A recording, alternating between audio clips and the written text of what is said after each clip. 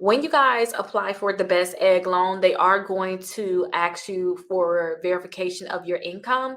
Some people, want to get personal loans without having to do all the verification process. Best Egg is going to ask for verification. So they're going to ask for your W-2s, or they're going to also ask for like your paycheck stubs. So keep that in mind. If you guys are self-employed, please double check with them to ask exactly what they're going to look for. Sometimes they ask for your tax returns, and sometimes they may ask for your actual tax transcripts and not just your returns. So please double check with them to see exactly what they are looking for you guys to send in. Now, let me show you the Best Egg, because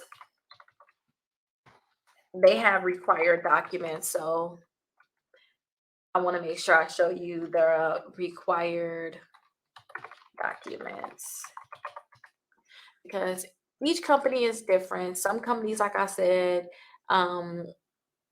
they're going to ask for different things, but the best thing is to just go, and you can call them, or you guys can just look on their website sometimes, and they'll let you know what they're going to need.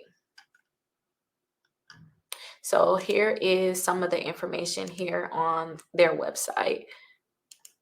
So they're going to need to basically verify your identity. They're going to need to verify your income, verify your score is at least at 640, and then they want to look at your debt to income also too. So once qualified customers could expect their money in their bank account in 1 to 3 days. But this is the actual Best Egg website. So keep in mind, again, to keep track of your paycheck or any proof of income. You may not be asked to show any income.